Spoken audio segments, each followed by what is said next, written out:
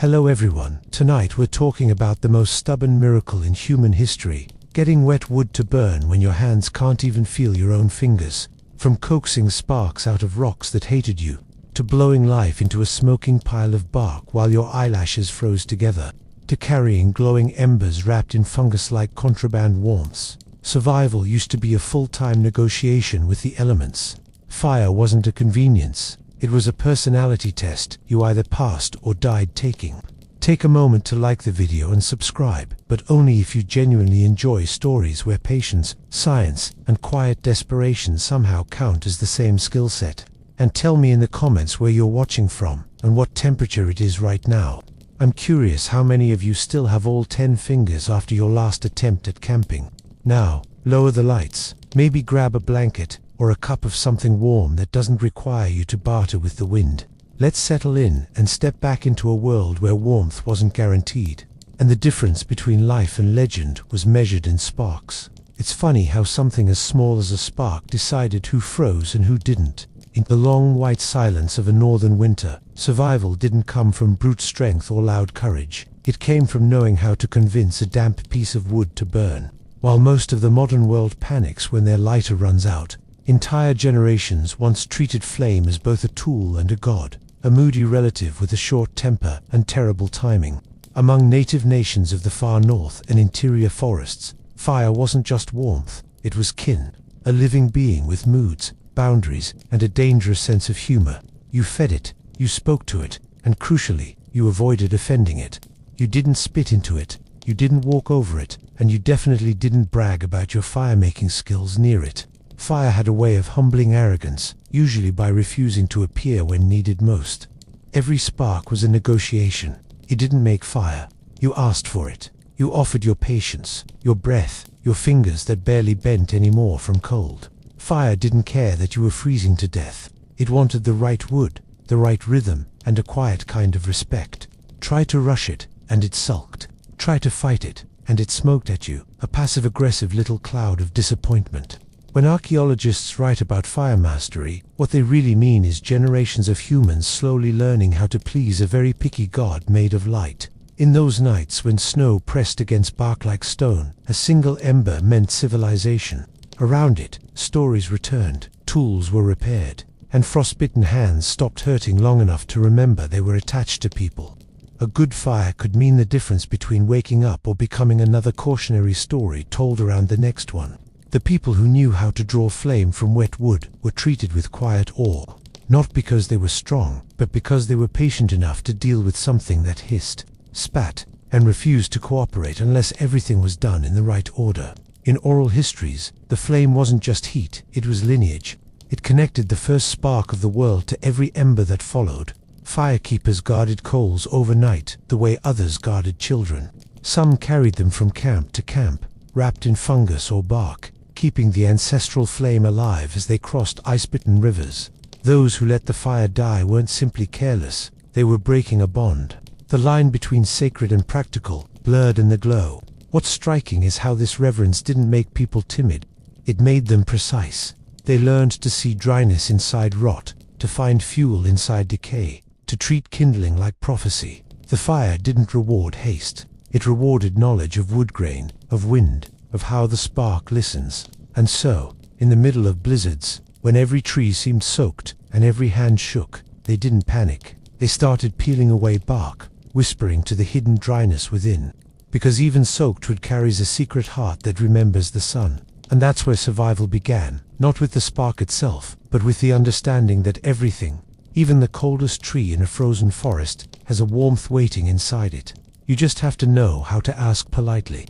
There's a particular kind of despair that only comes from watching smoke rise without flame, that sickly, teasing moment when you think the fire's about to catch, and instead it dies with a faint hiss, like it's mocking you. The snow keeps falling, your hands are shaking, and the logs stare back at you, smug, wet, and entirely uncooperative. To modern eyes, this looks like bad luck. To the people who actually lived through Arctic and northern winters, it was a daily test of character. You didn't just fight the cold, you negotiated with it. Cold this deep doesn't just freeze fingers, it steals coordination. Your breath becomes ice on your lips, your eyelashes stick together. The fire drill slips from your palms because your skin's too stiff to feel anything, and still the work continues. The secret wasn't muscle, or even speed. It was knowing how to think like water and wood at the same time. When everything is frozen, you stop demanding flame. You coax it. You learn that every mistake costs body heat. Every wrong move burns calories you'll never get back. People learned to treat firemaking like surgery. The first step wasn't lighting anything, it was listening. Listening for the dry crack of wood, for the change in sound when a stick snaps instead of bends. Even in the depths of snow, not everything is as soaked as it looks. Beneath bark, near roots, inside dead trees, that's where the dry veins hide. And those who survived knew exactly which trees kept a secret stash of life beneath their frozen skins. The process looked almost ridiculous from the outside. Someone crouched in the snow, blowing softly into a little nest of shredded bark and fungus, like trying to wake a sleeping mouse. Their hands shook, their breath froze on their own eyelashes, and yet they kept breathing into it, rhythmically, patiently, almost affectionately, as if apologizing to the ember for being born into such bad weather. It's one of the most human images imaginable, a figure hunched over the possibility of warmth, half prayer, half science experiment. Even their bodies were part of the technique. Hunters and gatherers tucked tiny bundles of tinder under their clothing during travel, keeping it warm against the chest, dry in the hollow where the ribs rise and fall. The body became a moving storage unit for tomorrow's survival.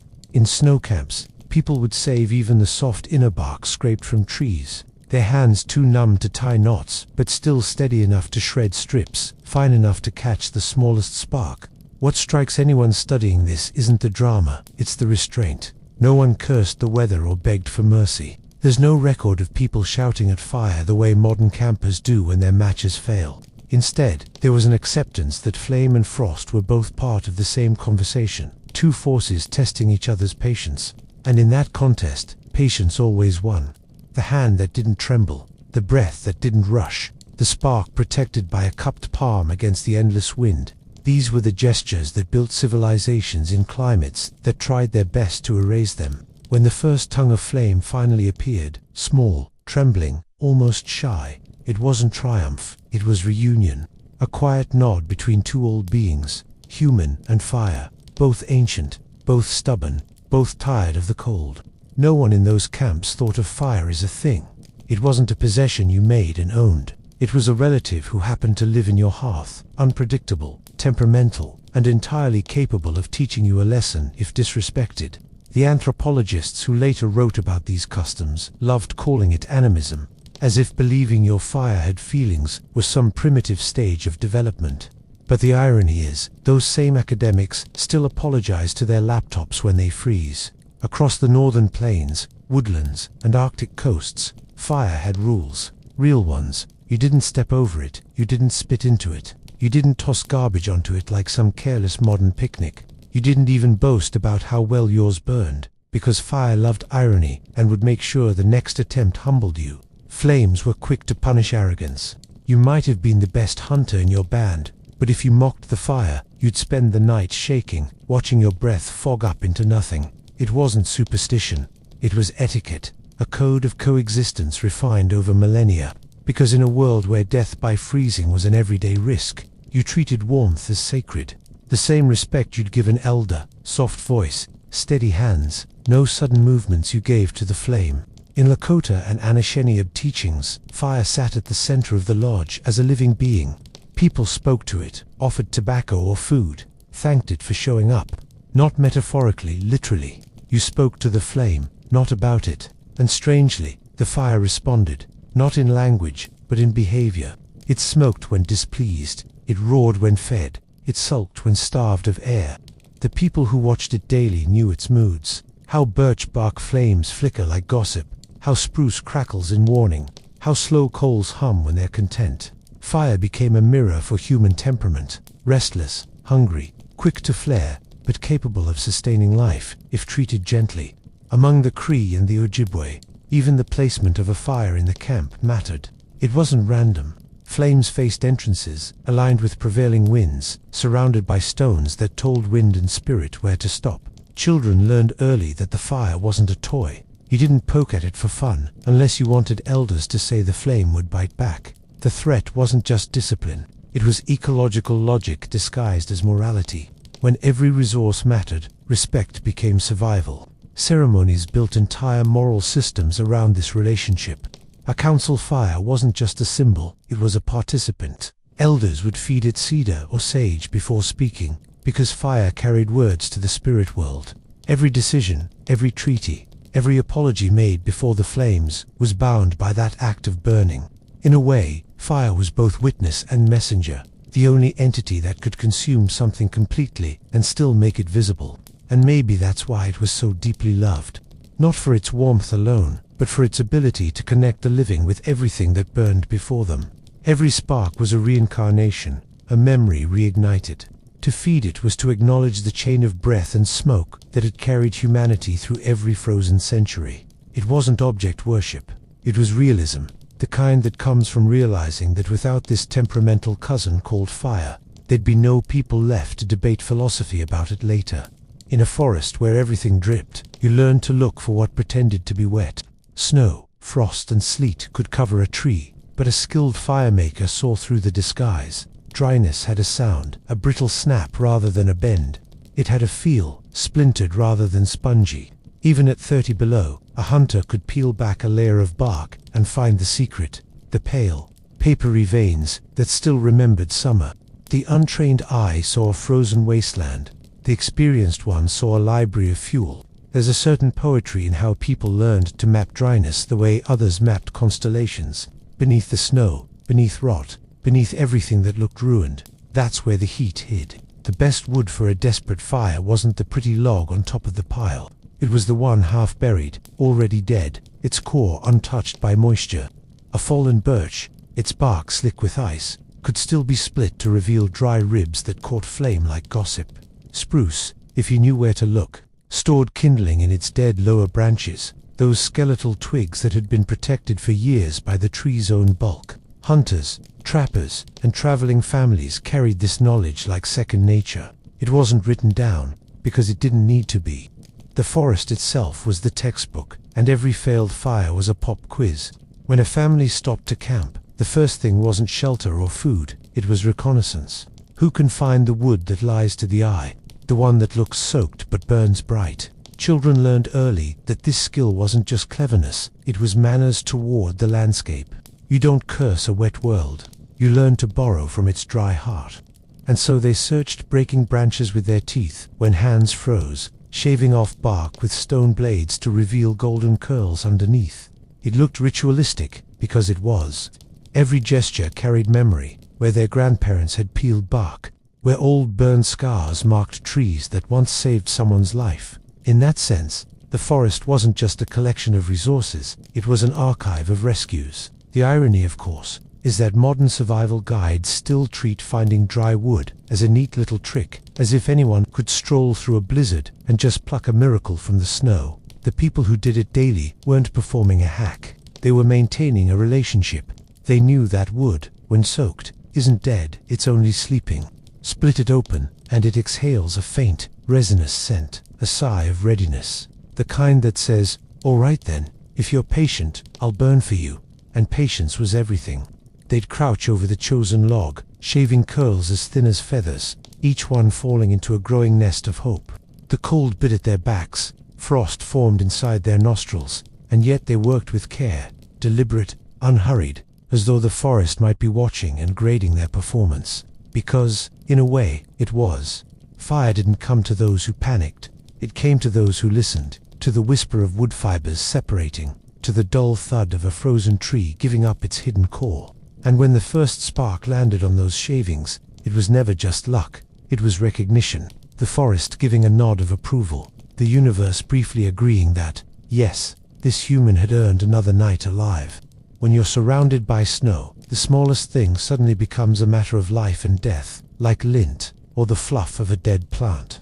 That was tinder, the unsung royalty of the survival hierarchy. Forget the big logs, those were for show. The real heroes were the soft fibrous scraps that caught a single spark and nursed it like an infant. Entire civilizations once depended on how well someone could collect fluff. And it's darkly funny, that humanity's survival in ice-blasted forests hinged not on hunting mammoths, but on finding dry fuzz. The best tinder was absurdly delicate: curls of birch bark, milkweed silk, cattail down, or the dry heart of rotten wood scraped into powder. Some used crushed fungus, chaga, amadou, or tinder polypore, a kind of natural sponge that could hold an ember for hours. The fungus had to be cut from dead trees and dried, then pounded gently until it resembled soft brown felt. Light a spark on it, and it glowed red like a tiny planet. You could blow on it, feed it shavings, and coax a full flame out of what used to be decay. People didn't find tinder, they made it. Hunters scraped bark until their hands bled. Women carried bundles of shredded inner bark wrapped in fur pouches, and children were taught to gather it the way others learned their alphabet. Everyone contributed to the invisible stockpile that separated life from hypothermia. Tinder wasn't stored anywhere fancy, just tucked close to the body, under layers of hide or in the folds of clothing, so body heat could keep it dry. The chest became a portable hearth, and the heartbeat itself warmed tomorrow's fire. There was an entire etiquette to it too. You didn't waste tinder. You didn't toss it into the snow in frustration. Every fragment had value, even when damp. In camps where days of freezing rain made kindling useless, people would dry their tinder by sleeping on it, literally using their own warmth as a kill. When the morning came, they'd unwrap it with reverence, blow on it to make sure it was still dry, and set it down as if handling something alive, which, in a way, they were. Birch bark, the queen of all tinders, had its own mythology. Its natural oils made it burn even when wet, which felt like sorcery to anyone who'd tried to light wood soaked in sleet. It peeled easily, curled beautifully, and flamed with a steady orange that refused to die in wind. If the weather gods gave humanity one mercy, it was birch bark. People carried it everywhere, in pouches, boots, and sleds. It was the first thing they checked before leaving a camp, right after food and before luck.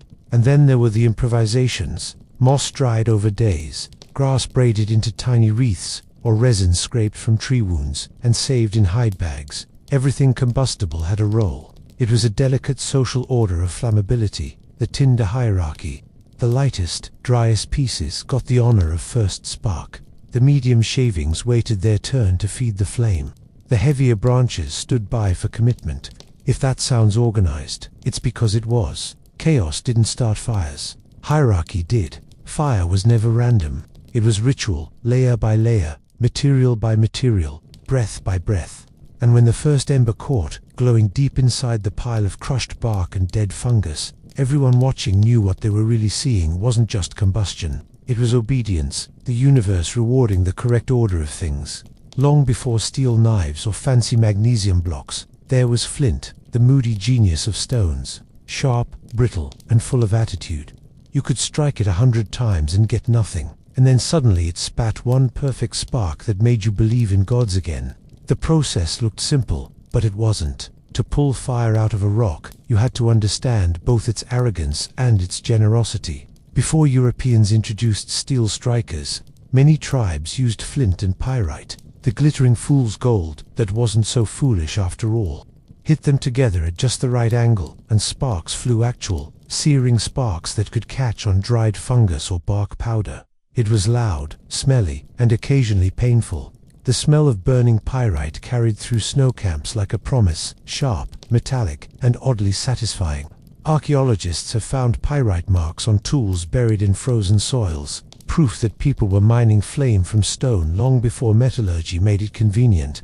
Once trade goods arrived, steel took over the job, but the ritual stayed the same. Flint in one hand, steel in the other, a practiced rhythm of strike, catch, and breath. The best flint wasn't any random rock. It came from specific riverbeds, chipped into perfect edges that acted like lighters with personality disorders. You'd see someone crouched in the wind, shaving sparks into a nest of fungus, looking both desperate and patient, a priest of practicality. Every strike was a prayer disguised as physics. People didn't just hit rock on metal like cavemen in cartoons. There was choreography. The wrist had to flick, not bash. The tinder had to wait at just the right distance, not too close to smother the spark, not too far to miss it. And once it caught that faint glowing pinprick, you didn't breathe.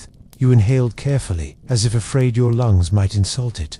Then you leaned in and exhaled a slow, trembling breath, feeding it with your own life. There's something beautifully ironic about that the earliest match was literally a controlled act of panic breathing. Some communities carried spark kits wrapped in leather, flint, steel, fungus, all tucked into a pouch like sacred tools. Others used pyrite nodules stored in hide bags, striking them over dry moss with steady confidence.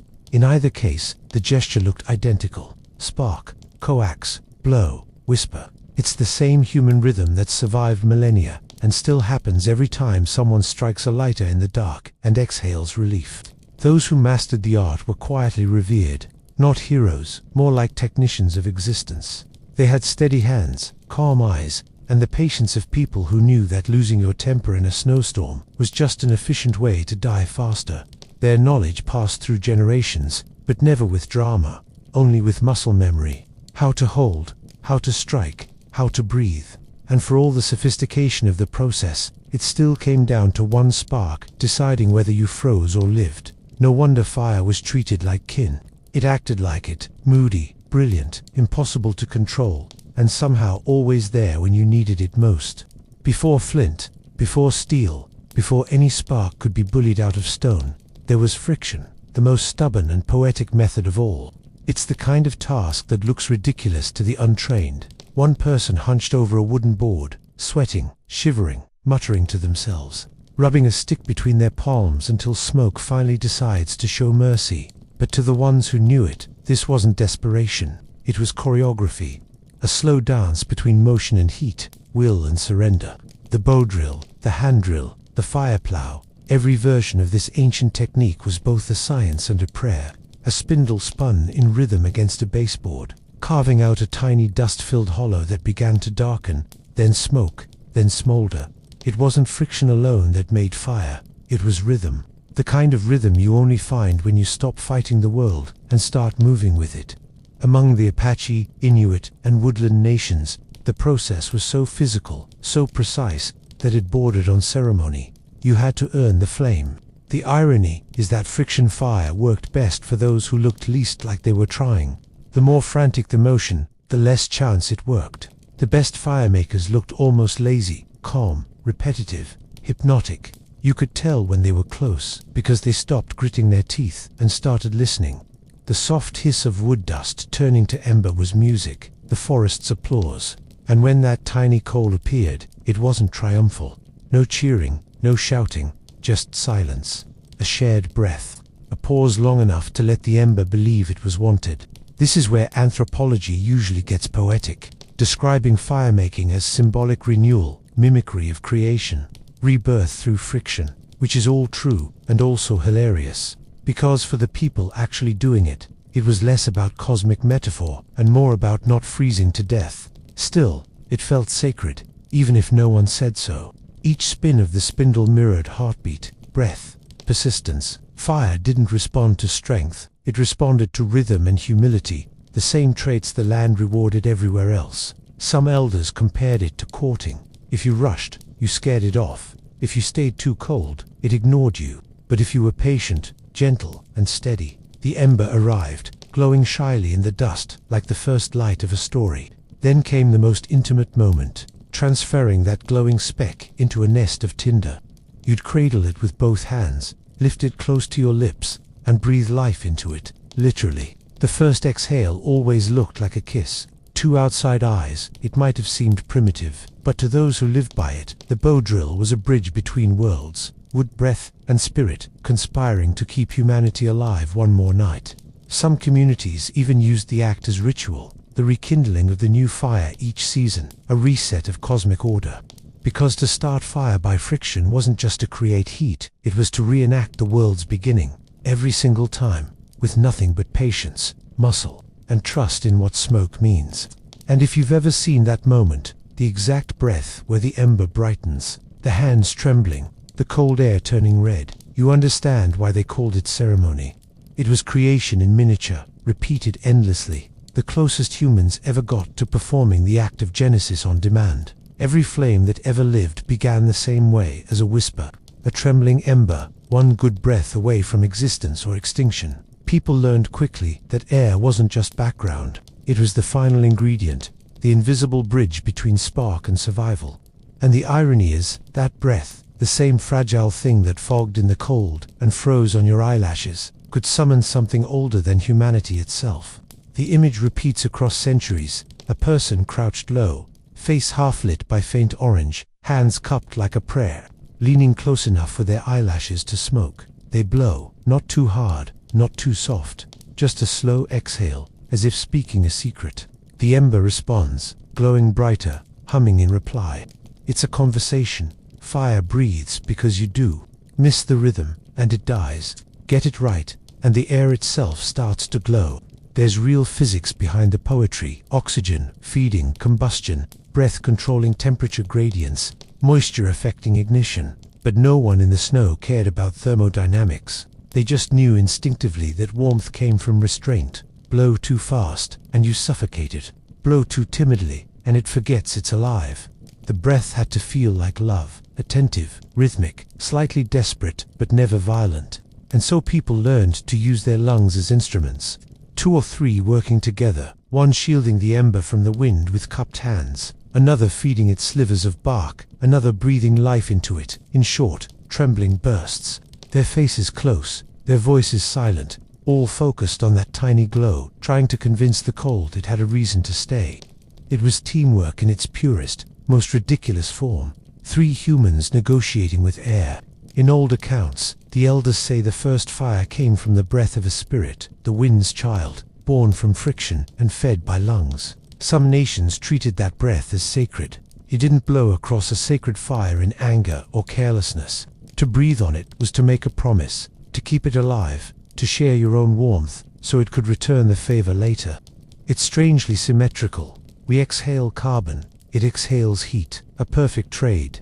Even the act of crouching, shoulders rounded, face nearly touching the smoke, carried unspoken reverence. It wasn't just physics, it was intimacy. The flame reflected in your pupils, your cheeks flushed with its warmth, and for a brief moment, you weren't freezing, you weren't starving, you weren't human versus nature. You were the same kind of thing, a creature that eats air to stay alive. When the flame finally rose, thin at first, and then suddenly confident, no one clapped. You just sat back, dizzy from the effort, watching the small miracle settle into its own breath. Around it, the snow glowed pink, and the night stopped feeling infinite. All from a single lungful of faith. And that's the strange symmetry of it. The fire doesn't live without your breath, and you don't live long without its warmth. The two of you keep each other going, like tired relatives who can't quite stand each other, but know they'll die apart. Once the fire existed, it still had to survive. And survival, for a newborn flame in an Arctic wind, was more about architecture than heat. People learned early that the first real skill wasn't making fire, it was keeping it. The wind, being both invisible and petty, took it as a personal challenge to snuff out any sign of warmth. Entire families became amateur engineers, building miniature fortresses for a single flicker of light. They built them with whatever the cold hadn't already claimed. In tundra camps, a shallow pit would be dug into the snow, not deep enough to drown the flame, but low enough to hide it from the wind's jealousy. Around it, snow walls rose like white battlements, curving just so, breaking the current without stealing oxygen. It was physics disguised as prayer. The best shelters weren't perfect domes. They were asymmetrical, because the wind itself never arrived politely from one direction. In forest camps, people built with stone. Large, flat slabs ringed the fire like guardians, holding heat, blocking drafts, radiating warmth back into the circle. And when no stones could be found, packs, snowshoes, or even sleeping hides were propped up around the fire, turning the ground into an impromptu fortress of survival gear. The trick wasn't about size. A smaller flame was stronger than a large one in the open. The fire that roared too loudly usually died first. It wasn't just a technical task, it had its etiquette. You didn't walk between someone's fire and their windbreak. That was as rude as stealing food. The placement of each barrier was decided with quiet authority by whoever understood the wind best, usually the oldest hunter, or sometimes the grandmother who'd spent half a lifetime watching smoke lines bend. They'd point with their chin, squint into the air, and say, "There," and everyone moved without question. Some of the ingenuity was astonishing. In some northern forests, hunters carved holes through snowbanks and placed coals beneath them to melt tunnels of warmth that vented smoke upward without killing the flame. In open plains, fire was shielded with antler racks or rows of brush that caught the wind before it reached the core. It looked like chaos, a pile of branches, hides, and stones, but each piece had purpose. You could read the intelligence of a camp by how the fire sat in it. And then there was the human shield, the oldest, simplest trick. People sat shoulder to shoulder, forming a living wall around the flame.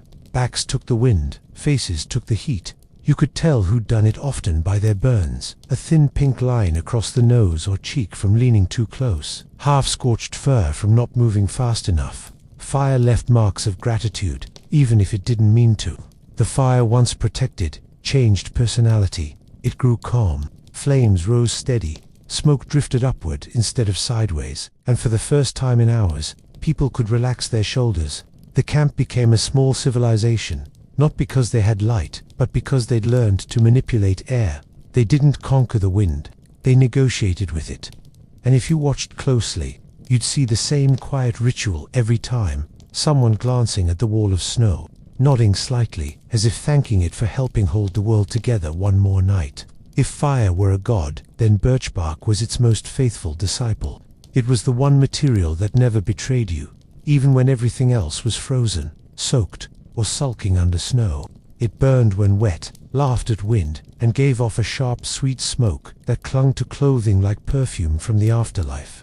To anyone who's ever tried to light a campfire with damp logs and good intentions, birch bark is nothing short of a miracle. Nature's pre-packaged ignition, gift-wrapped in silver. People across the boreal forests knew it by instinct. Birch bark was life insurance. Hunters carried it like money. Travelers stored strips in their boots, in pouches, even braided into belts. You could peel it from a dead tree, and it would still catch a spark, its resinous oils performing chemical sorcery long before humans invented kerosene.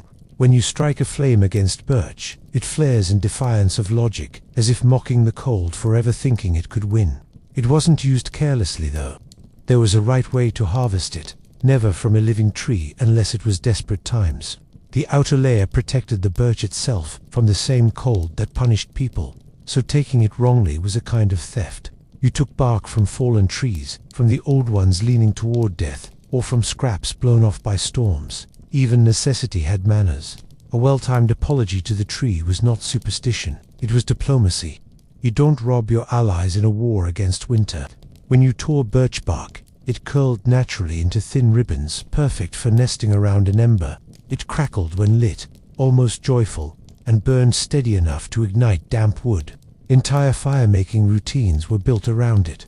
Fungus or bark powder to catch the spark, birch curls for the next layer, and thicker bark sheets for sustained heat. You could even stack wet logs on top. Birch's flame would bully them into cooperation.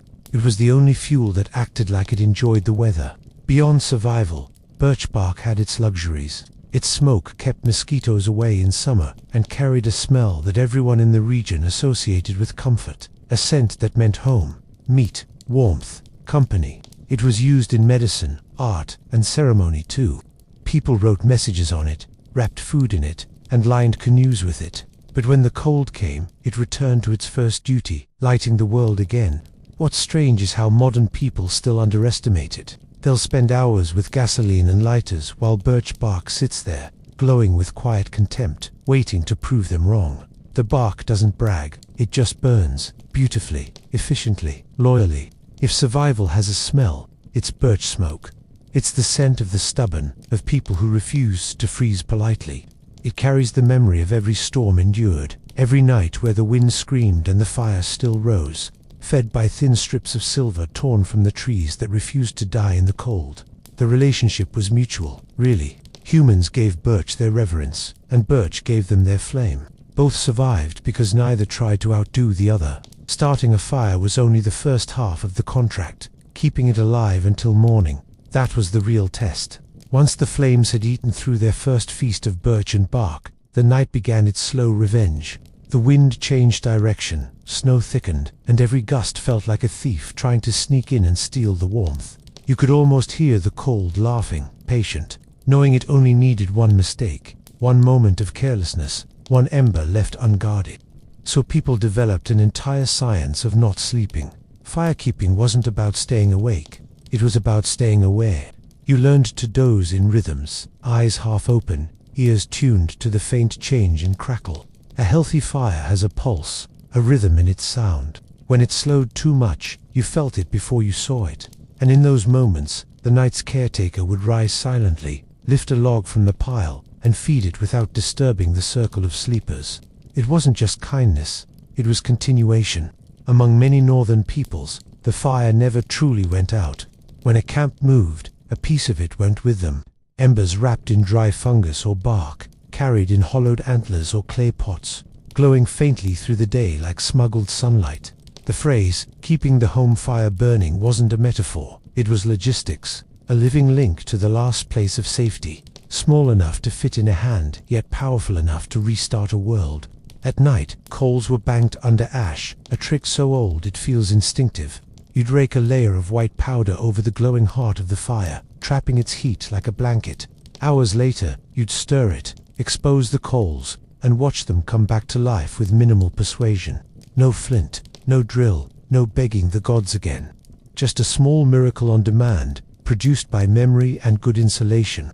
It's funny how many modern inventions imitate that central heating. Pilot lights, even screensavers, all desperate attempts to avoid starting over. But back then, it was literal survival. Let the fire die, and you weren't just lazy, you were endangering everyone in the circle. Some nations had stories about spirits who punished neglectful firekeepers, not as fantasy, but as a moral operating system. Forgetting the flame was the same as forgetting gratitude.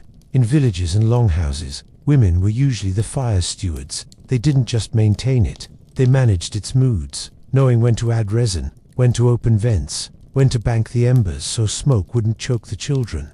They were experts in thermal diplomacy. And each morning, before the first word was spoken, the fire was greeted, not casually, but like an elder who'd stayed up all night, watching over everyone. There's something deeply poetic about that. The idea that while everyone slept, a small consciousness in the middle of the room kept breathing, cracking softly, whispering its reassurance into the dark. The fire never demanded applause. It only needed acknowledgement. It lived quietly, steady, loyal, the only being that stayed awake when even the stars seemed to go out. When dawn came and the first light hit the coals, the same hands that birthed it hours before would stir the ash gently, revealing that faint glow still hiding underneath. No surprise, no celebration, just a nod, a wordless understanding that once again they'd kept the ancient pact between warmth and survival. Every society had its quiet specialists, the ones who kept everything running while pretending they weren't in charge. In northern camps, that was the women who tended the fire. The men might bring back the meat, the elders might tell the stories, but it was the women who kept the world from freezing between one breath and the next. They didn't shout about it. They just watched the flame the way a midwife watches a newborn, sternly, gently, knowing exactly when to scold and when to soothe. In many communities, tending the hearth wasn't a chore, it was governance. The fire marked the social center, the border between chaos and order, wilderness and home. And the hands that fed it decided when meals began, when ceremonies started, and when the camp could rest. A woman who could coax flame from wet wood wasn't just skilled, she was powerful. Her competence stood between the group and extinction. You could challenge a chief, you didn't question the one who kept the coals alive.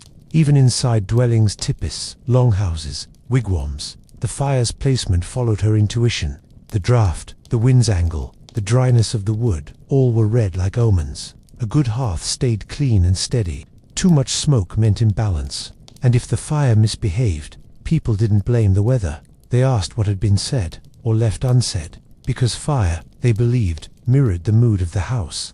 Children learned by watching. There were no lectures, just a rhythm of gestures. How to blow softly into coals. How to lay bark in thin curls. How to talk to the flame like a fussy elder relative. Mothers showed daughters how to shield sparks with their bodies, how to dry damp tinder by wearing it close to the skin, how to keep embers glowing all night with nothing but ash and patience. It was domestic work only if you misunderstood what domestic meant. Some fires weren't just for cooking or warmth, they were sacred. The women who tended them had to keep them pure, no iron tools, no disrespectful words near the flame. During ceremonies, offerings were placed into it like letters to the unseen. Tobacco, fat, cornmeal, all burned to carry messages upward.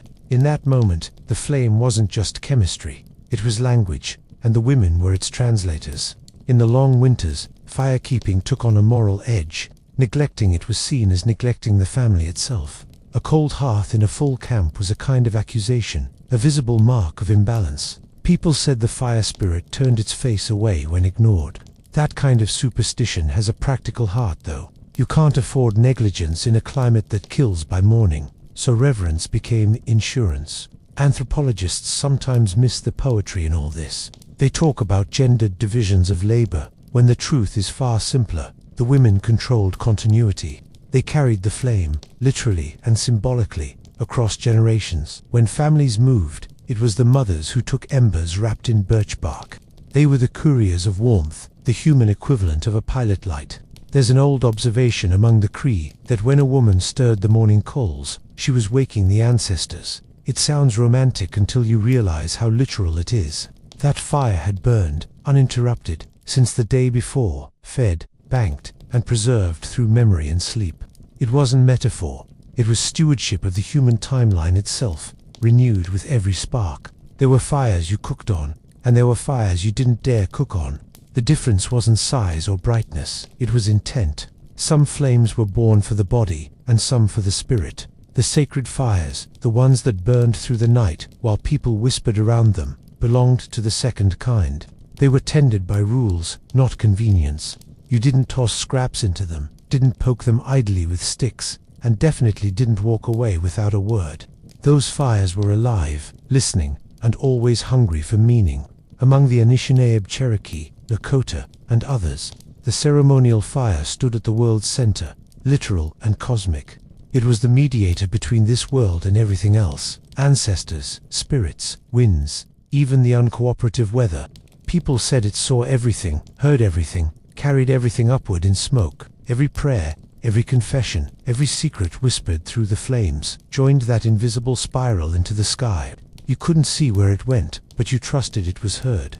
The distinction between sacred and ordinary wasn't about holiness versus work, it was about function. The cooking fire fed bodies, the sacred fire fed balance. And yet, the two were kin, both treated with gratitude, both protected from insult. When daily meals were cooked, someone would usually drop a bit of food into the flames before eating a first offering. Not out of superstition, but out of courtesy. The fire fed you, so you fed it back. Simple reciprocity. In ceremonies, people gathered around the sacred fire like planets orbiting a sun. The space was geometric, deliberate. Men sat in one direction, women in another, elders at the side where the wind carried smoke. Each participant entered with humility, sometimes sprinkling tobacco or sage onto the coals, a gesture older than writing itself. The act wasn't symbolic, it was communicative. Smoke was the messenger, it knew where to go. And yet, the everyday fire at the center of the home mirrored this in quieter form. Every family hearth was a smaller version of the world's sacred center. The same etiquette applied. Don't swear near it, don't argue beside it, don't turn your back rudely. Children learned to say thank you when the fire warmed their hands. No one thought of this as religion.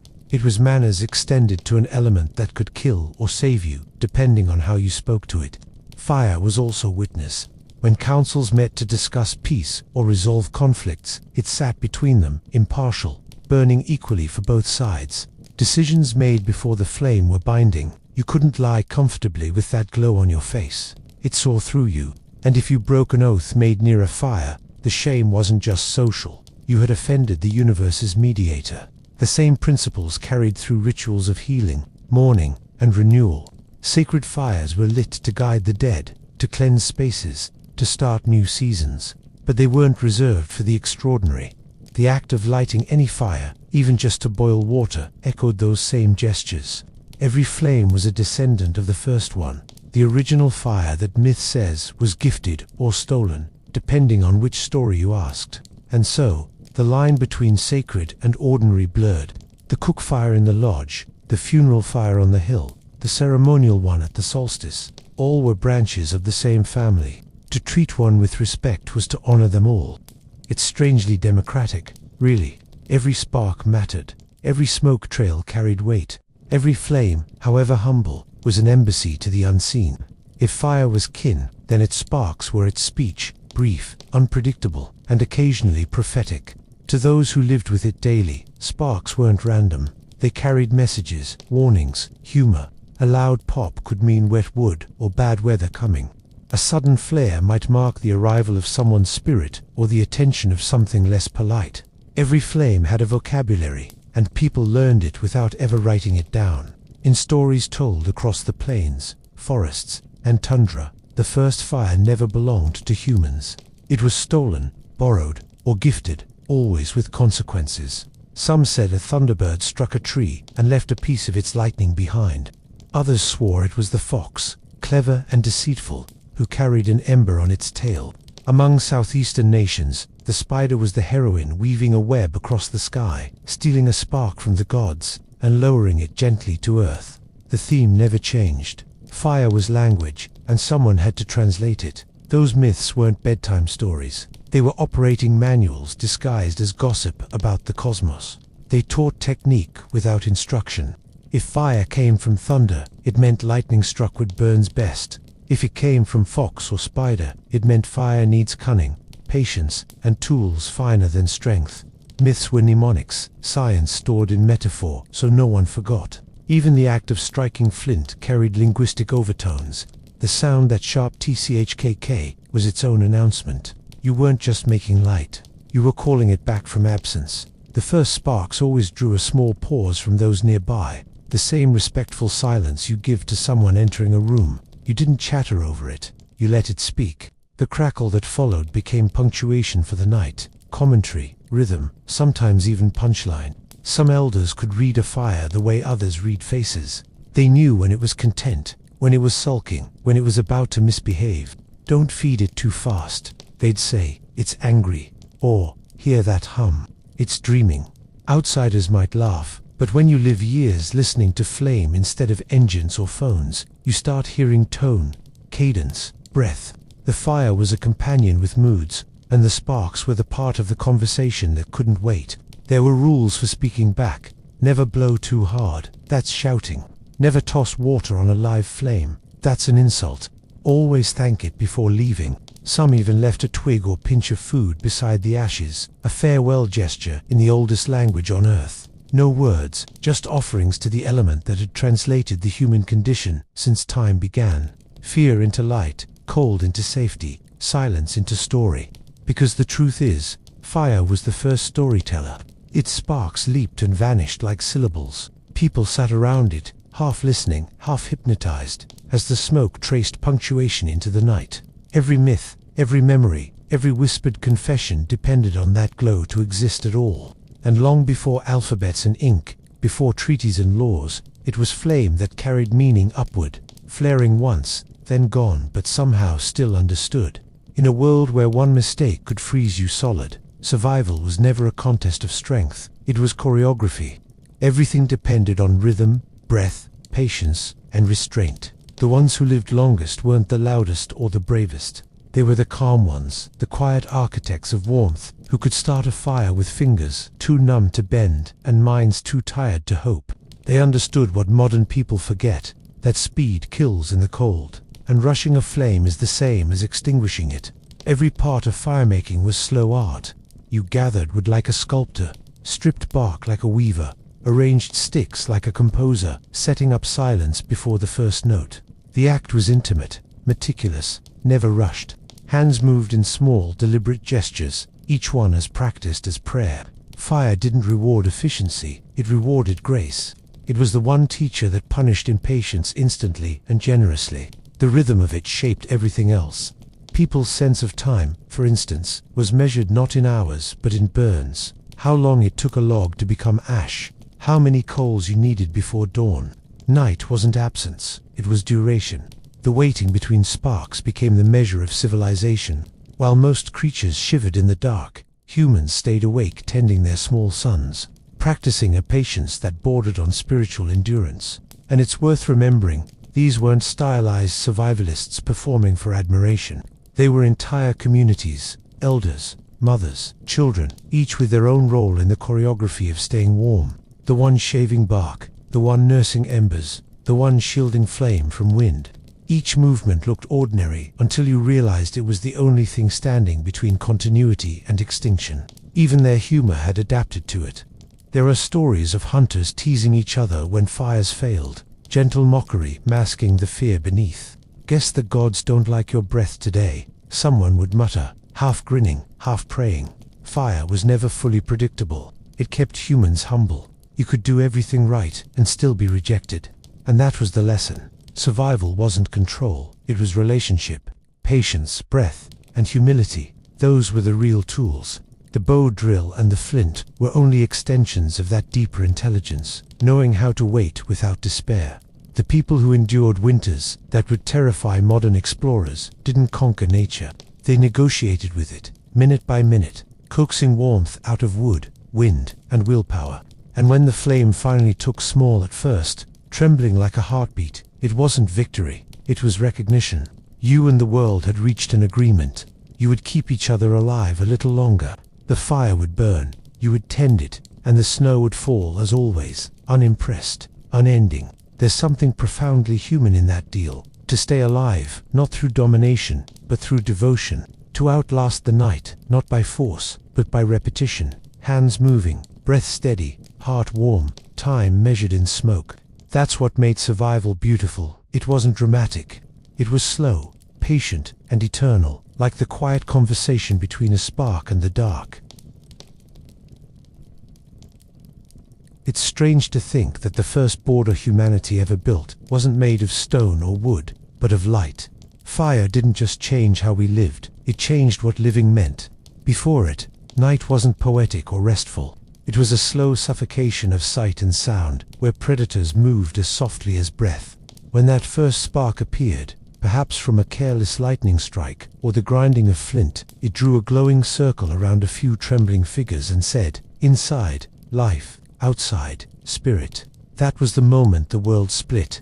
Archaeologists have found traces of ancient hearths going back over 1,000,000 years, blackened bones and cracked stones, deep in caves, places where wind could not easily steal the warmth away. You can almost imagine the scene, smoke curling up against the cave ceiling, eyes reflecting orange in the dark, and that peculiar silence of awe that only something barely understood can summon. It wasn't just about heat. Fire was proof that the invisible could be tamed, that chaos could be persuaded to serve, and persuasion was exactly what it was. No one controlled fire, not really. It was too wild, too moody, too aware of its own power. You could feed it, coax it, protect it from rain, but never truly own it. It's almost comical how human this relationship became. We treated flame like a relative who could save our lives one day and burn our house the next. The first humans learned that survival wasn't about dominance but negotiation, a balance between reverence and need. You can see it in the earliest myths.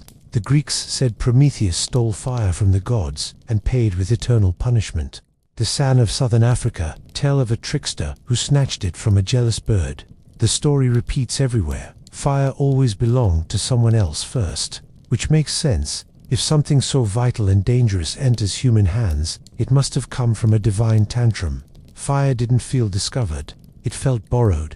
And so, wherever humans settled, they built their world around that thin, trembling border. The circle of flame became the first architecture, a boundary between the living and everything waiting to devour them. Beyond it were spirits, wolves, and endless cold. Inside it, warmth, smell of cooked meat, and the soft rhythm of breathing bodies. If you think about it, every later invention, houses, walls, nations, is just an attempt to expand that first circle of light. But the flame, being flame, never let us forget who was in charge. It could disappear without warning, or leap higher and consume what it once protected. It didn't obey, it responded. And that small detail, that need to approach with patience and respect, became the foundation of something deeper. Fire demanded etiquette, which is how the next part of the story begins. The long, complicated relationship between humans and the spirit they thought they'd mastered. There was never a time when humans simply made fire. That phrase sounds too mechanical, too modern, as if a spark were a thing to be switched on. In reality, it was more like a conversation with a creature that might or might not answer. You could kneel in the wind, rub your hands raw, whisper to the dry bark, and still be met with nothing but smoke and mockery.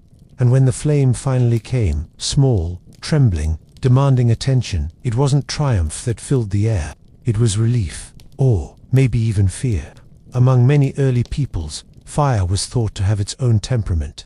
It wasn't inert, like water or soil. It had moods. You could offend it by spitting into it, or by letting your shadow fall over it the wrong way. In the subarctic, hunters would feed the first sparks with shavings of birch and murmured words to keep it willing. In parts of the Amazon, ashes were never thrown away carelessly. They were buried or scattered with a soft hand, so the fire spirit wouldn't feel insulted.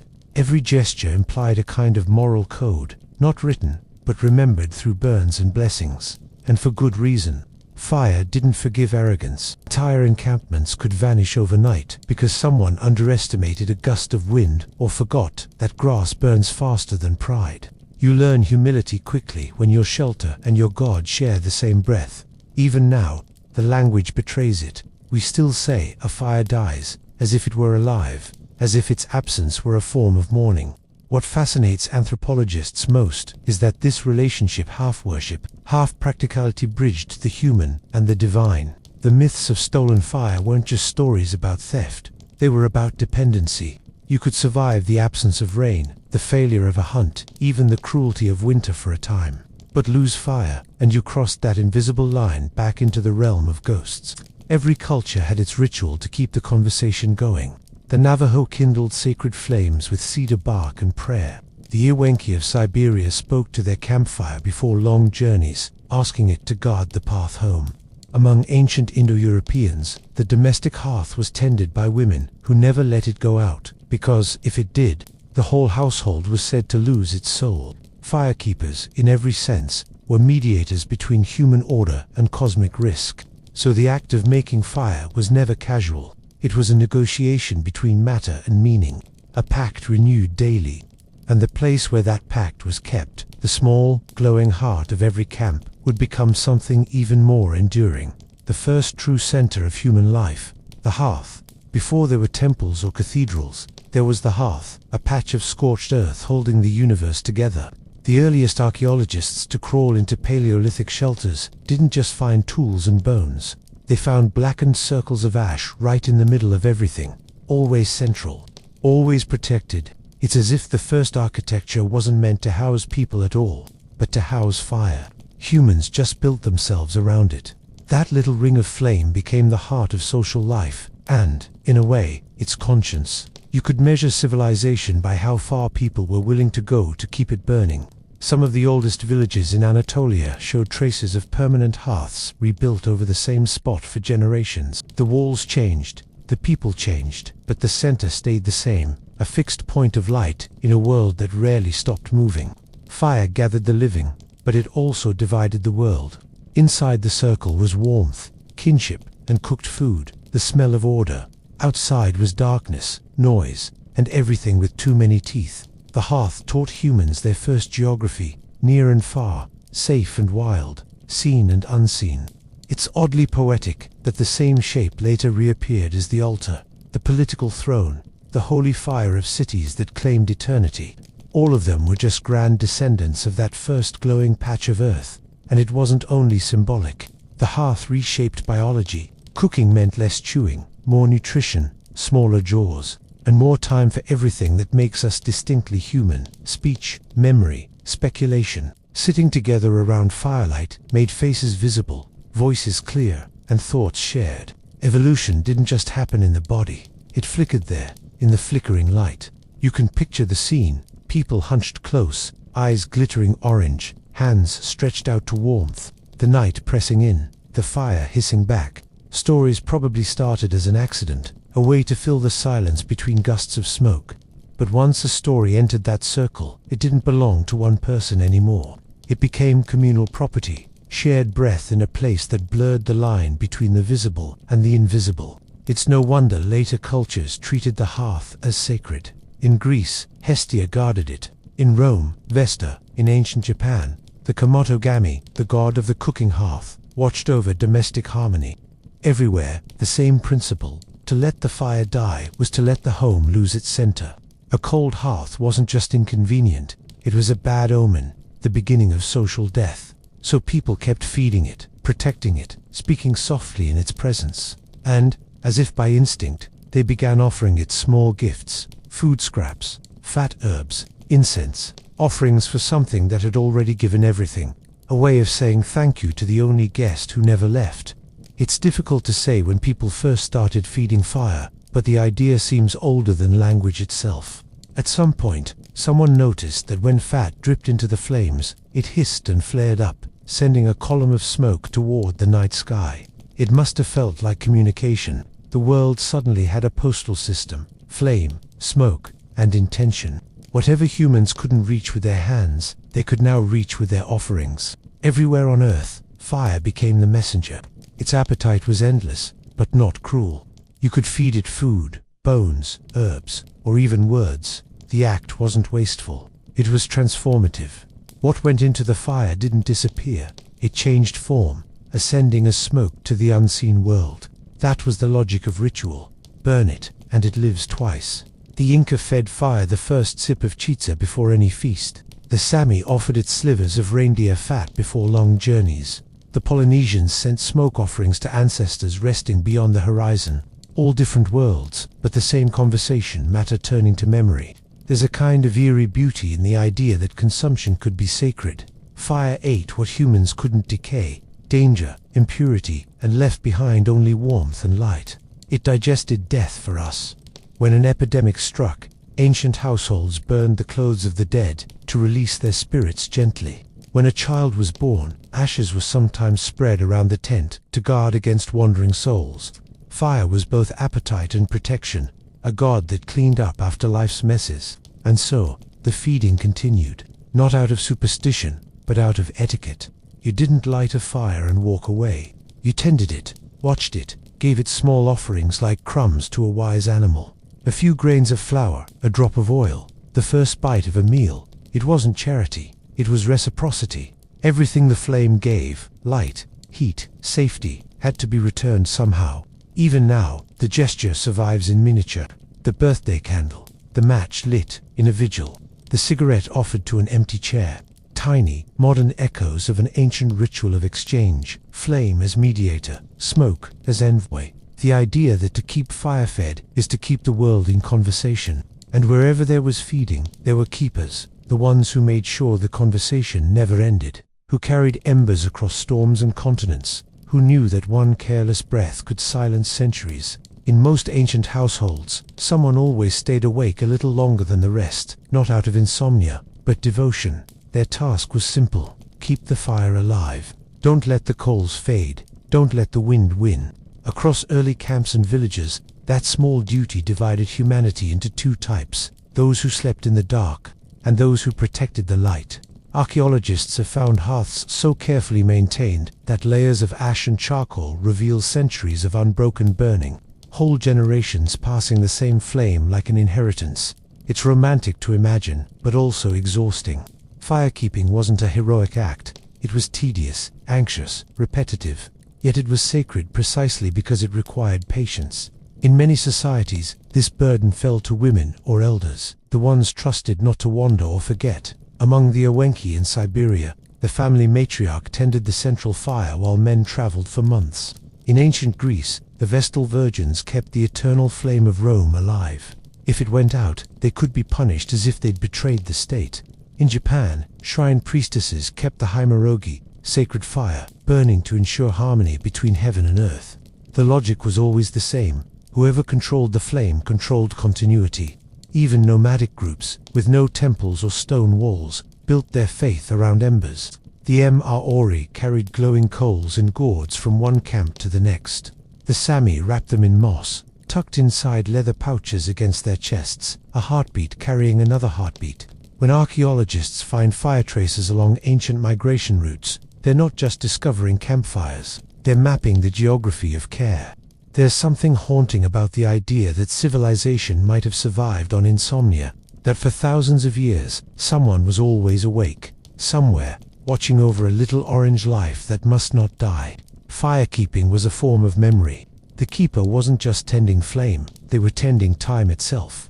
And when dawn finally came, they didn't rest. They fed the fire a bit of food or fat, a polite thank you for surviving another night, unburned, unbitten, unforgotten. It's strange how that gesture evolved from gratitude to ritual, from practicality to theology. Because once people realized that fire didn't just warm the body but could cleanse it too, something deeper began to burn in their imagination. Fire has always had an unsettling sense of morality. It destroys, yes, but it also redeems. Long before chemistry explained combustion, people understood that what entered fire didn't just vanish.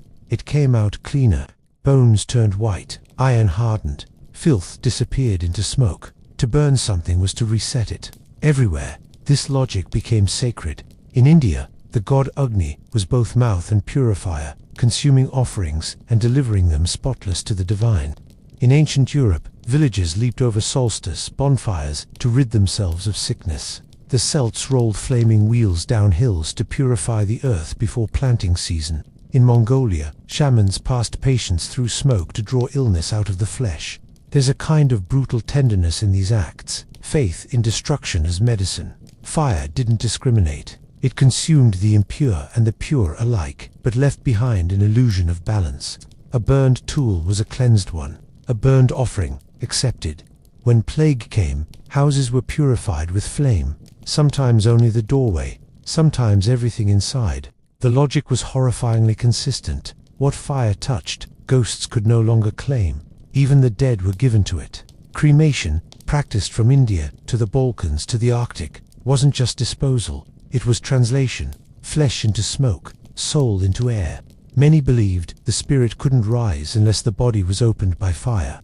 To burn a loved one wasn't cruelty, it was assistance, the ultimate purification of matter. It's no wonder fire became the emblem of renewal. Entire religions built cycles around it. Death, cleansing, rebirth, repeat. The phoenix myth, the Hindu funeral pyre, the Christian candle at baptism, all echo the same paradox, that something must burn for something else to begin. And yet, for all its holiness, fire remained familiar. It still lived among people, still demanded attention. It wasn't an abstract god, but a companion with dangerous grace. To handle it was to understand impermanence firsthand, which might explain why, when people stared into the smoke, they began to see reflections of themselves. The same breath, the same fragility, the same hunger to rise and vanish. Smoke was the first thing humans ever saw disappear and still believe continued somewhere. It slipped through fingers, ignored gravity, and vanished with a kind of arrogant elegance. Watching it rise from the hearth, ancient people must have felt an uneasy kinship. It behaved exactly like life, appearing briefly, trembling, then gone. Many early languages used the same word for breath, spirit, and smoke. The Owenki called the soul, Omi, the same word for the mist that leaves the mouth in cold air. Among the Yoruba, breath was Iamai, also meaning life force. In Greek, pneuma, the same idea, everywhere. What made a body alive wasn't its meat, but its movement, the invisible exhalation that could rise, vanish, and maybe return. Fire made this visible. Every puff of smoke was a rehearsal of death and of communication. The ancients believed that smoke carried messages to the gods precisely because it behaved like a soul. That's why shamans and priests all over the world worked in smoke. It blurred boundaries, softened the edges between realms. You didn't see clearly through it, you felt through it. And that ambiguity, that half-seen shimmer, became the texture of the sacred. It's oddly poetic that what killed in excess also symbolized life itself. You could choke on smoke, yet call it holy. You could cough, curse, and still thank it for carrying your words upward.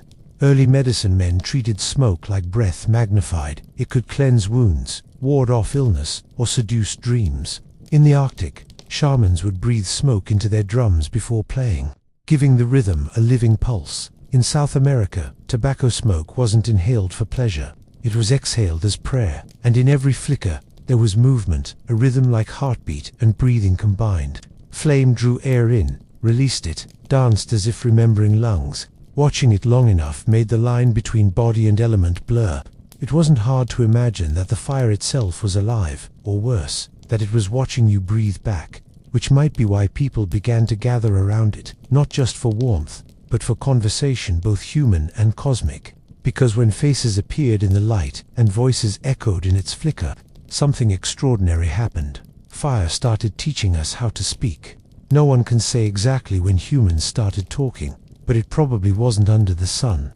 Language needed the night, the safety of that glowing circle, the rhythm of crackle and breath. Firelight made faces visible, gestures meaningful, pauses dramatic. You couldn't see someone's eyes in the dark, but near a flame, every flicker revealed thought. That was the first stage, really, conversation as choreography of light and shadow. Anthropologists like to remind us that sitting around the fire changed our brains. It lengthened evenings, stretched attention spans, made silence tolerable. People had time to think, and, worse, to share those thoughts. Myths were born somewhere between the ember's hiss and the storyteller's sigh. Around the fire, lies became literature. And the stories, oh, they must have been strange at first. Fragments of memory, warnings disguised as humor, dreams dressed up as truth. The flames made them believable. Every spark could stand in for a god's eye, every gust of smoke a whisper from ancestors. Firelight isn't steady like daylight, it wavers, and so does the mind watching it. In that half-light, imagination felt like reality seen from another angle. Archaeological traces even suggest that fire gatherings shaped early social structure. Circles of burn marks at ancient campsites show groups facing inward, democratic, equal, no hierarchy except the flame at the center. The first parliament, the first theater, the first therapy session, all lit by the same orange pulse. You could say that civilization began not with agriculture, but with gossip. Even now, something in us remembers. The glow of a television screen, the hypnotic loop of social media, our new, cold fires. We still gather around flickering light to hear voices tell us who we are. It's just that the smoke has turned digital, and the spirits we talk to answer back with comments. But before pixels, there were embers, and long before storytellers had audiences, the flames themselves were being worshipped. When humans realized that what they'd been speaking to all along was divine, that the same fire in the hearth also lived in the sky, the circle became an altar, and language became prayer. It was inevitable. Really, anything that demanded constant attention, punished neglect, and rewarded devotion was bound to become a god. Fire didn't just help people survive, it dictated how they behaved. And somewhere between tending a hearth and whispering to its smoke, humans crossed a line. They stopped seeing flame as borrowed power and started calling it sacred. The divine fire took on names: Agni in India, Hestia in Greece, Vesta in Rome, Xuchitl in Mexico. Every one of them was less a deity and more a principle, order, continuity, moral heat. Temples built their rituals around eternal flames that never died, guarded day and night, fed like a monarch. In ancient Rome, if the sacred fire went out, the city itself was said to fall under divine displeasure. Not because of superstition, but because everyone understood what that flame really represented: attention, the constant, exhausting discipline that holds civilization together. You can see the same pattern everywhere. The Zoroastrians kept fire temples blazing for centuries, their priests tending the flame as both witness and judge. In Shinto shrines, sacred embers were carried from one festival to the next, linking years like beads on a rosary of smoke. Even Christianity, which officially replaced idols with abstraction, couldn't resist. Candles on the altar, votive lights for the dead, the eternal flame that marks a tomb, all modern gestures toward an ancient instinct. Divinity must flicker, and divine fire was moral fire. It was pure, incorruptible, and very opinionated. You couldn't lie in front of it, couldn't swear falsely by it, couldn't cross it uninvited. Many Indo-European tribes used fire as the final judge in oaths: walk through the flames, and if you're innocent, you'll live. Primitive, perhaps, but consistent. If you treat truth as light, deceit burns. For millennia, people knelt before the same glow that cooked their food and prayed to the same heat that threatened to consume their homes. There's a kind of tragic honesty in that, worshipping what could destroy you, and maybe that's the only kind of worship that ever mattered. But even gods fade. When temples fell and the sacred keepers scattered, people carried the flame back home, tucked it behind stoves and candles and campfires. They stopped calling it divine, but never stopped treating it like memory. Because no matter how modern the world became, the flame refused to become ordinary. It stayed there, quiet, loyal, watching as if waiting for us to remember what it once meant. And when everything else fails, when power cuts, storms rage, or nations crumble, that's still what we reach for. One small light in the dark, proof that the line between life and spirit was never fully erased, only dimmed, waiting to be struck again. Even now, after all the temples have gone cold and the myths have settled into dust, fire remains the quiet witness of everything human. We still gather around it, though now it's disguised as candles at dinner, camp stoves in the rain, or the blinking orange of a pilot light humming behind a kitchen wall. The technology changed, the instinct didn't. Deep down, we're still those same sleepless creatures trying to keep a small sun alive while the night presses in. Modern life pretends to have moved on, but watch what happens during a blackout. The power goes out, and suddenly we rediscover reverence. People reach for matches, as if summoning ancestors. The first spark feels like relief, but also like confession, as though admitting we've been playing gods with electricity while still worshipping the same fragile glow. Fire, even in its smallest form, still decides who freezes and who tells the story. Every culture, no matter how far it drifted from its roots, kept one symbolic flame. In memorials, it stands for memory. In protests, for defiance. In love, for persistence. When a candle burns beside a photograph, it's more than sentiment. It's the body acknowledging the spirit, the same old conversation, still burning through centuries of disbelief. Anthropologists might say fire taught us how to be human, but it also taught us how to grieve, how to promise, how to wait. It's both beginning and ending, cremation and birth, flame, destruction and kitchen warmth. In that contradiction lies its genius. It's the only thing that can erase itself while illuminating everything else. If you stare at a flame long enough, the line between outside and inside begins to blur. The warmth reaches the skin, then the chest, then somewhere quieter, the place where instincts sleep. Maybe that's why we never stopped calling it alive. Fire breathes, it eats, it remembers, it punishes forgetfulness, and perhaps that's the most human thing about it. Because no matter how far we evolve, we still live by the same ancient border, a thin circle of light holding back the dark. Fire isn't just the line between life and spirit. It is the spirit, disguised as life. A reminder that everything we've ever loved, warmth, language, story, civilization began, not with conquest, but with care. And somewhere, right now, someone is keeping watch, adding a log, shielding a match from the wind, making sure the world doesn't go dark too soon. It must have been terrifying, that first time the world caught fire. Not the kind of terror that makes you run, the kind that makes you freeze, wide-eyed, wondering if the sky just gave birth. Imagine dry grass exploding into light, trees screaming with color, and the air itself breathing heat. Before language, before names, there was that, matter turning into something alive. Early humans didn't discover fire. That's the sort of thing textbooks say to make chaos sound like progress. They met it. It came uninvited, loud and hungry, and refused to explain itself. In that moment, the line between the living and the not quite living blurred. Stones cracked, branches hissed, animals fled. The world suddenly had a moving center, something that devoured, shone, and danced in the same breath. You could almost see the thought forming behind ancient eyes. This wasn't an object, it was a being, and like any being, it needed to be treated carefully. So when lightning scorched the ground or a volcano spat out its glowing secret, people didn't just watch, they waited, reverent and cautious, to see if the creature would calm down or demand something in return. Long before temples, before gods had names, fire was already being worshipped, not because it asked for it, but because it behaved like something that might. It had moods, docile one night, furious the next. It punished arrogance and rewarded patience. You could feed it, and it would grow. Neglect it, and it would vanish, as if insulted. No one needed theology to see the pattern. Fire behaved like everything else that mattered, unpredictable, alive, sacred, and a little bit cruel. And so, slowly, people began to treat every spark as a guest. The kind you never quite trust, but can't live without. It wasn't property, it was presence.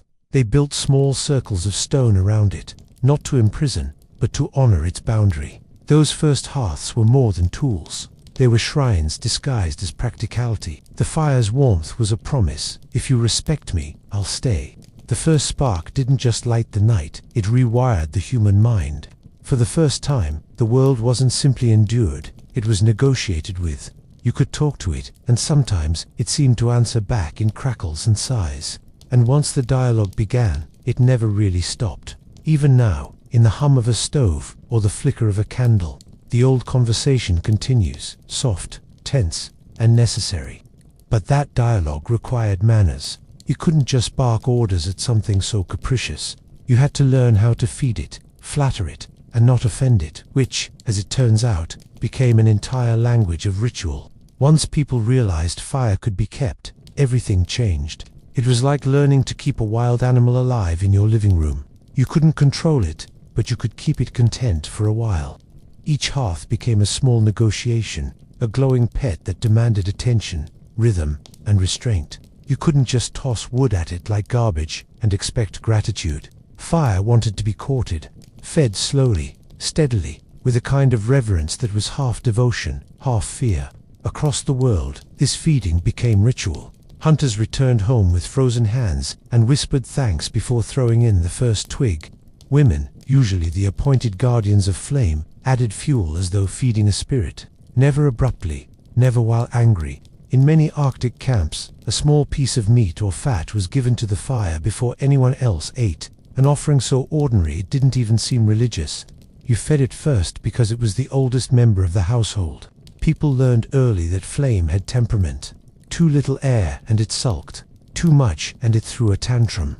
If it smoked, you'd murmur apologies, blaming the damp wood, never yourself. And when it roared too high, someone might gently scold it, like a child misbehaving at dinner.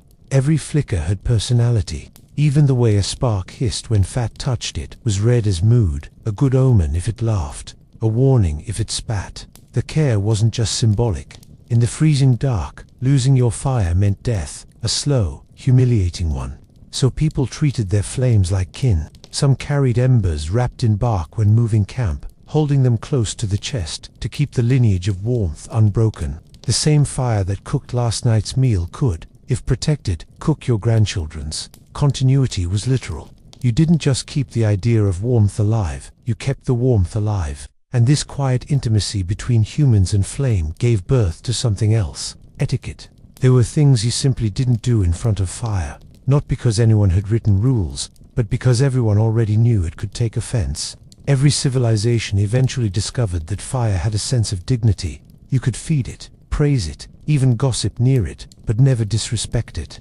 The list of offenses was long and strangely consistent across the world, as if flames compared notes behind our backs. You didn't spit into it, for instance. That was like spitting in someone's face. You didn't step over it, that meant walking over a living being. And you definitely didn't mock it. Fire could forgive hunger, but never arrogance. Some groups believed that if you swore near the hearth, your words would stick to the smoke and follow you. Others said fire would remember who insulted it, and the next time you needed warmth, it would simply refuse to burn. The logic was simple. If fire had personality, then it also had pride. In northern camps, men who urinated too close to the hearth were thought to lose their luck in hunting, because nothing angers a spirit quite like being treated as scenery. In small clay huts or open plains, these prohibitions turned the act of sitting around a fire into something halfway between comfort and ceremony. People adjusted how they moved, how they spoke, even how they thought. Children were scolded for throwing bones or shouting near it. Travelers apologized when borrowing a coal. And when lightning struck a tree, it wasn't weather. It was a reminder that the same living force that cooked your food could also erase your village. You could almost say that humanity's first moral code began there, not on stone tablets, but in the quiet respect shown to a fragile flame. Don't waste it, don't insult it, don't think you're smarter than it. Those lessons carried through the centuries, disguised as manners, faith, or simple superstition. But at their core, they were all about survival, and survival demanded humility. Still, humility has to be maintained. Someone had to stay up, night after night, to make sure the sacred guest didn't vanish in its sleep. And that task, in most places, fell to the same hands that kept everything else alive.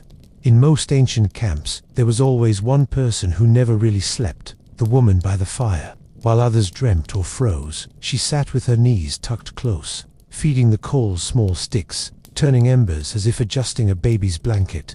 Her work didn't end when the hunt was done or when the sun rose. It was the pulse of the household, invisible, constant, and taken for granted until the flame died and everyone suddenly remembered who'd been keeping it breathing. The hearth was her domain, but not in the way later centuries would frame it. It wasn't domestic, it was sacred maintenance. The woman who kept the fire wasn't cooking dinner, she was preserving civilization. A single mistake, a damp log, a gust through the doorway, a moment of distraction, and generations of careful flame could vanish into smoke. In Arctic villages, women carried embers between settlements in hollowed-out moss, their breath and body heat keeping the fire alive across miles of snow. In the Andes, they wrapped coals in animal fat, hidden like talismans. It was work, measured not in hours, but in heartbeats.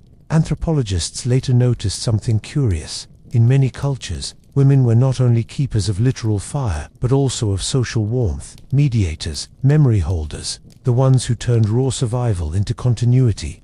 The hearth's glow was the visible outline of that invisible labor. You could trace the health of a family by how evenly the fire burned at night. And yet, for all its reverence, the role came with a quiet loneliness, keeping watch over something that could destroy you at any second. That was devotion mixed with fear. Fire was a temperamental child, a dangerous lover, a god with mood swings. But she stayed beside it anyway, whispering into the dark, coaxing it to live one more hour, one more night. When dawn came, and men stirred to life, they saw her hands blackened, and her face lit by the same glow she'd tended all night. They'd thank her, sometimes, but mostly, they'd just warm their fingers and walk away, forgetting that their entire world still depended on that small, breathing ember. And when someone's fire went out, when the ember finally turned to ash, there was only one thing to do: swallow pride and ask another hearth for help. When a hearth went cold, it wasn't just an inconvenience, it was a social crisis. Fire couldn't simply be made again on a whim. It had to be reborn, and that required humility. The household that lost its flame would send someone, often a child or young woman, to a neighbor's fire with a carved bowl or a coal basket. The act looked simple, one spark carried from one home to another, but beneath it was something far older than hospitality, a ritual of dependence, a quiet admission that warmth was never truly private. Among small villages, this exchange was almost diplomatic. Borrowing fire was like borrowing trust. The giver wasn't just handing over a glowing coal. They were lending a fragment of their own luck, their continuity, their ancestors' flame. Sometimes the receiver would leave a token in return, a bit of salt, dried meat, or tobacco. Not payment, exactly, but acknowledgement. You've given me life, and I won't forget it. In the Arctic and subarctic North, these exchanges formed invisible alliances. Families who shared fire, shared protection. They couldn't feud without offending the very element that bound them. In some African and Austronesian traditions, when two clans wished to seal peace, they didn't sign treaties, they mixed ashes. One family's hearth was merged with another's, the fire's lineage deliberately entangled. It's strange, isn't it? The same spark that could destroy a forest became the gentlest form of diplomacy humanity ever invented. To give someone fire was to acknowledge their humanity. To refuse was to declare them an outsider. There were no written laws, but if your neighbor let you freeze, everyone knew what that meant. And so, entire moral systems smoldered quietly inside these exchanges. Fire wasn't just heat, it was obligation. To borrow, it was to promise you'd one day return the favor, or at least never break the chain. But every now and then, someone would attempt the impossible, to create a new fire, born of nothing, as if summoning a god from scratch. Starting a new fire from nothing was never just a chore, it was a ceremony, and a dangerous one at that. Rubbing two sticks together sounds simple until you try it. The act demanded patience bordering on devotion, rhythm bordering on prayer.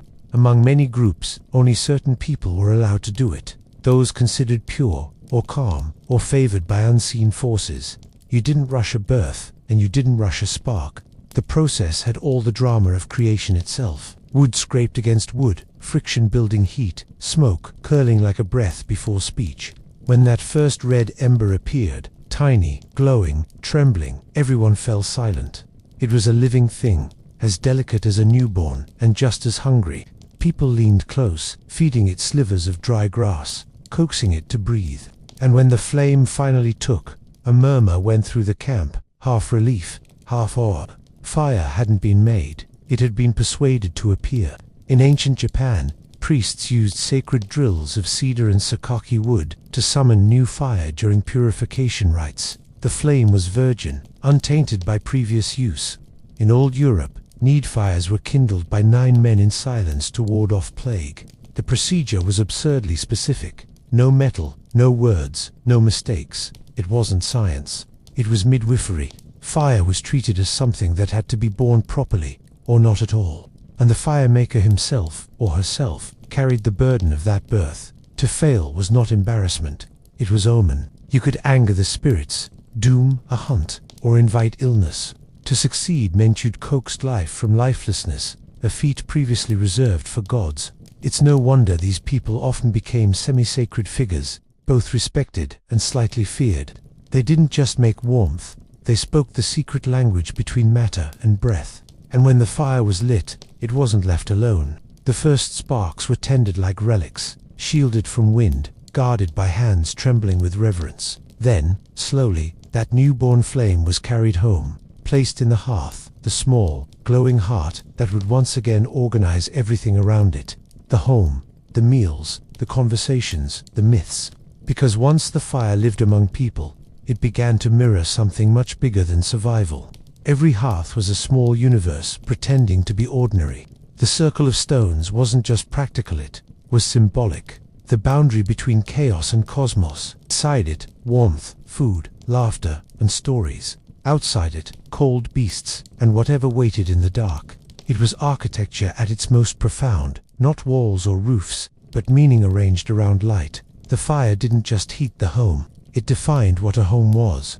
Across continents, people began to notice that the flame behaved like the world itself. It consumed, transformed, and rose toward the sky. Embers scattered like stars, smoke curled like breath. The same pattern that governed the heavens was visible in the heart of a hut. In ancient Vedic rituals, the fire altar was a diagram of the universe, every spark a planet, every puff of smoke a god's exhale. The Greeks imagined Prometheus stealing it from Olympus, as though the element had to be smuggled down from the realm of order itself. Even in small nomadic camps, the logic held. The fire sat at the center, and everything else, sleeping, eating, speaking, arranged itself around it. People didn't just live with fire, they lived through it. Time bent around its cycles, morning rekindling, midday maintenance, evening gathering. Without realizing it, humans synchronized their rhythms to something that burned, flickered, and died. The first clocks, after all, were not sundials, but embers fading predictably through the night. In many places, the fire was literally divine. The Zoroastrians kept temple flames burning for centuries, their purity guarded by priests who lived in near silence. The Romans tended the eternal hearth of Vesta, watched over by virgins sworn to protect the city's spirit. To let the flame die was to let the world unmake itself, and someone always paid for that mistake. Fire was not metaphor, it was structure. And yet, for all its cosmic significance, its true magic was social. Because as soon as the day ended and darkness gathered, people drifted toward the fire like moths with opinions. The small circle of light became humanity's first theater, classroom, and confessional. The moment dusk fell, everything and everyone circled back to the flame. It was less a routine than a gravitational law. The light drew insects, shadows, and stories in equal measure. There, around that trembling core of warmth, humanity learned to be social. It wasn't the hunt or the harvest that bound people together. It was the long, glowing quiet that followed. Firelight made honesty possible. It softened faces, blurred flaws, and turned suspicion into conversation. People spoke in low voices because shouting felt wrong, as if the flame itself demanded calm. Here, gossip transformed into oral history, and warnings into myths. You could talk about the day's hunt, your grandmother's ghost, or why the stars blinked like eyes. The fire didn't interrupt, it listened. And listening, it seems, rewired us. Scientists now say the brain relaxes differently in firelight. Heart rate slows, attention deepens. But long before data confirmed it, our ancestors already understood. The fire was both a teacher and a therapist. Its rhythm guided speech, its shadows turned faces into masks. allowing people to confess without fully showing themselves. Around it, laughter and mourning occupied the same space. Even silence had weight. The pauses between words, filled with crackles and pops, became their own kind of language. Children learned when to speak and when to stay quiet. Lovers traced each other's outlines in amber glow. Old men stared into the coals, pretending to see only heat but finding memory instead. And somewhere, beyond the edge of light, the predators waited, not daring to cross the invisible border that the flame drew between us and them. Every night was the same small miracle, chaos tamed for a few hours. And though morning would scatter the people and the certainty, for that brief stretch of darkness, the world felt held together by nothing more than shared warmth and flickering faith. But fire didn't just unite, it also judged. In its presence, impurity burned, lies smoked, and the line between cleansing and cruelty blurred. The same element that healed could punish, often beautifully, always absolutely. There's something unnervingly moral about fire. It doesn't just burn, it reveals. When wood blackens, when fat hisses, when metal glows red, you can't help but feel that it's judging what it touches. Long before law or theology, people already knew this. Fire had opinions. It didn't distinguish between sinner and saint, only between what could endure heat and what couldn't. In nearly every culture, flames became the test of truth. The ancient Hindus swore oaths beside fire because it was believed to consume deceit. Medieval Europeans thought heretics would be cleansed by burning, as if flame could edit the soul. In West Africa, accused thieves sometimes walked barefoot over embers to prove innocence, not because fire was merciful, but because it was impartial. It spared the pure and devoured the guilty. Or so everyone hoped. But purification was never just punishment. Fire also healed. It sterilized wounds, smoked out sickness, and cleansed tools after death. A burnt offering wasn't an act of cruelty. It was conversation, a way of returning matter to spirit, flesh to air. Smoke was the messenger, carrying prayers upward in slow, fragrant spirals. People trusted it more than words.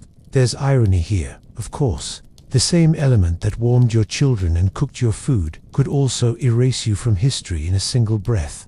Maybe that's why humans learned to fear justice itself. It looked too much like their oldest friend. In fire's glow, morality stopped being abstract. It crackled, it hurt, it glowed white-hot, and left marks that didn't fade. Still, when death came, fire wasn't always cruel. Sometimes it was the gentlest guide of all, a final bridge between this world and the next. Even the smallest ember could become a soul's escort through the dark. When someone died, the fire changed. Its light felt thinner, its warmth hesitant, as if it, too, was grieving. In many places, the hearth was extinguished the moment breath left the body. The idea was simple and devastating. The flame that had witnessed a life shouldn't outlive it. In other traditions, a single coal from the home's fire was placed in the grave, wrapped in bark or cloth, to guide the dead through the cold of the afterworld. The ember was a passport, one last piece of home, still breathing. Even the smoke carried memory. Among some Arctic families, they'd let it drift through the doorway before sealing it, believing it would show the spirit the way out. In rural Europe, the fire was kept low for days after a death, as though the house itself needed rest. You could tell who had recently buried someone by the smell of faint ash clinging to their clothes, a soft badge of mourning. The dead, after all, had always belonged to the same cycle as the flame, born from breath, fed by the body, returned to the air. Cremation was not destruction but transformation, a final act of warmth. The Romans called it reduction, as though death was merely fire's way of refining what was already there. Even the smallest spark seemed to echo the human condition, fleeting, hungry, luminous, and doomed to vanish into smoke. Yet people never quite accepted that disappearance. They kept embers alive after funerals, sometimes for years, feeding them with dry twigs from sacred trees. The glow became memory made visible, proof that the world remembered who had once sat by the fire. And when those coals finally died, someone would strike flint again, whisper a few words, and begin the same dance of breath and flame anew. The fire always returned, maybe because it never truly left. Its warmth is the one inheritance we all still share, passed down through invisible hands, across millennia of nights. Every candle, every stove, every spark you've ever seen is, in a way, the same one that flickered in the caves. It just keeps finding new people to live with.